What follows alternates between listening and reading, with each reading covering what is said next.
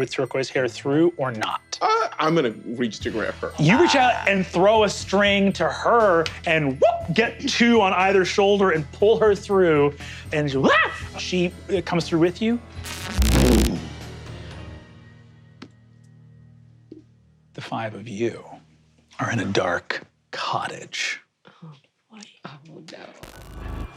The door opens. You see there is a bed. Oh, we saw an earlier version of his. Maybe it's good.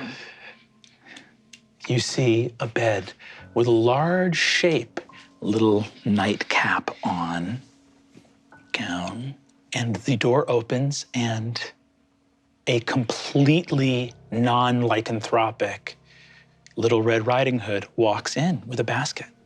Grandmother, it's me. I brought cinnamon toast rolls. Cinnamon toast?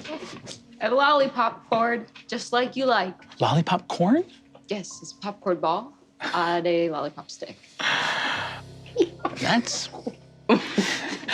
Okay, this is canon. Wow. Okay. All the good stuff that's gonna help you heal, because I know you're not feeling well. There was a bunch of broth and I dumped it.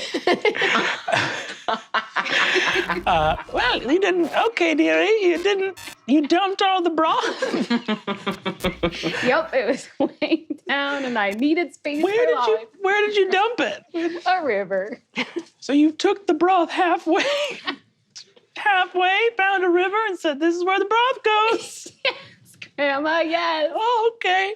All right, let me get it. Okay, yeah, so. But I did pick up fresh flowers along the way. Oh, that's lovely. I hope you didn't stray off the path to get them. Oh, okay, Grandma, I did. But it's because I followed a caterpillar that was chasing a butterfly, which actually was... Sorry, a caterpillar was chasing a butterfly?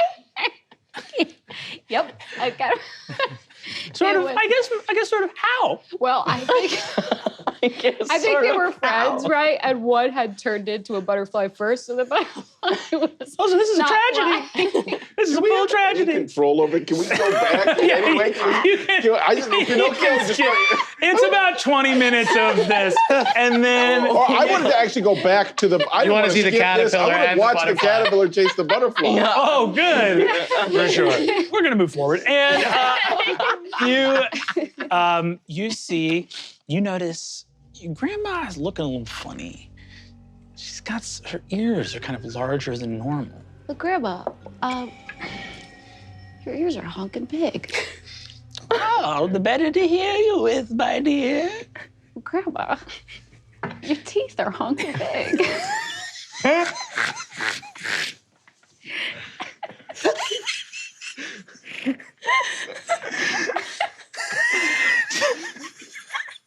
Wow, we just...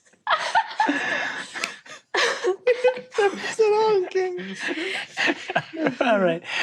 Yeah. All the better to eat you with. What? And here you see the grandma gets up, the sheets, the cap, all of it falls away.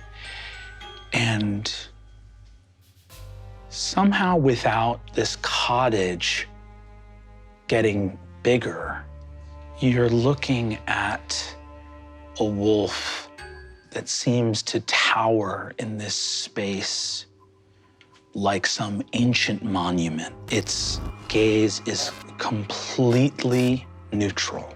It is enormous and powerful, and it rests on the bed. There is a hum expectantly in the air, like something is supposed to happen. Something is supposed to unfold in this space. The wolf said all the better to eat you with, but it makes no motion to leap at Ilfa. In fact, you notice that although it towers over all of you, it is lying down on the bed. I met you on the path. What did you do? Where's my grandma? I've eaten her. She is in my stomach now. Why? I am a wolf. Okay, well, the woodsman's gonna come along and he's gonna show you the sharpest side of his axe. Perhaps he will. Time passes, and all of you watch Ilfa standing here waiting.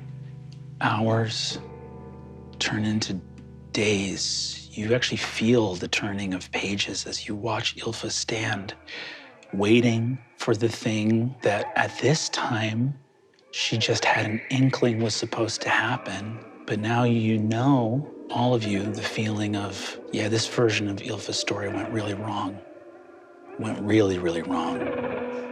You see an Ilfa who is shaking and almost passed out from just exposure, dehydration, lack of food, having been frozen in this moment of terror for too long. The wolf has regarded you still as stone this entire time.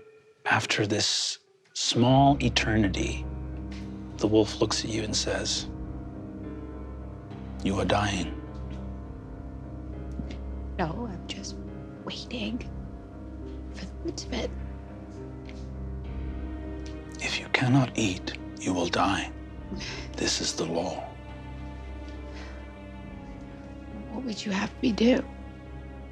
Go to the fireplace and there pick up the axe by the wood that rests at its side. Come to the foot of the bed, raise up the axe, and split my skull. When I am dead, eat of my flesh, and you will be strong enough to wander the woods on your own and return home. That's ridiculous. I don't even think I could lift up an axe. I'm just a little girl, and a nice one at that. No. The woodsman is not coming. He often comes and stops by. If we just keep waiting, I'm sure of that. This is not my place to even have any part in.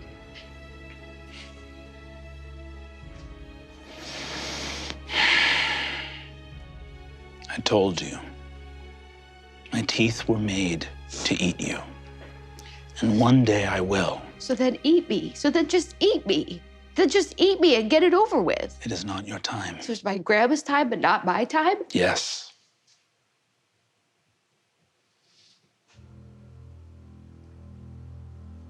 Well, I don't trust you because everyone told me not to trust you. So if I can't trust you, then what you say isn't true and the woodsman is coming. So I will turn my back from you to the window to behold the entrance of the woodsman. Do as you will. Ilfa, you go to the window and look into the woods. What do you think you see there? I think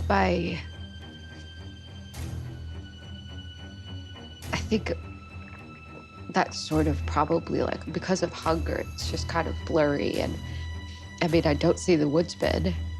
And I think if anything, I maybe see like a bird swooping in and like eating a worm or something like that. Mm-hmm. But I don't see the woodsman.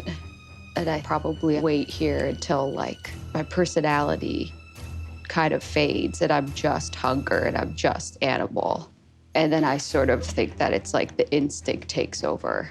And it's not really Ilfa doing it, it's just something deeper. And then at that point, I think I pick up the axe and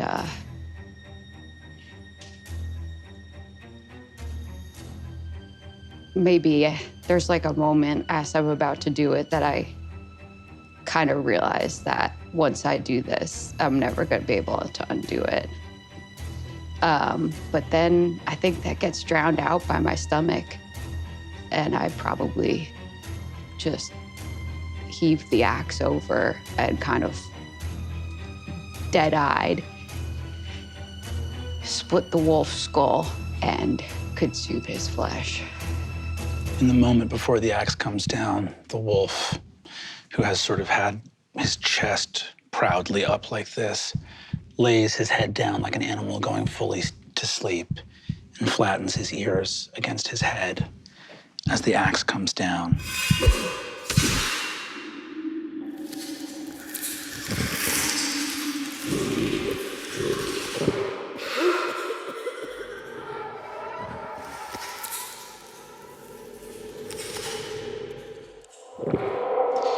All of you watch Ilfa with hands and teeth rending into the wolf's body and eating, face covered in blood to stay strong, and see the blood of the wolf coursing through her veins.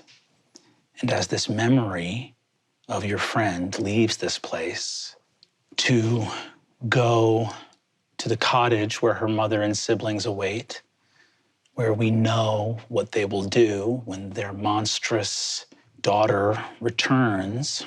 Dad, I can fix it. I can fix everything. Something's gotten seriously wrong. Did they leave through the back door? You are now simply standing in this cottage, empty.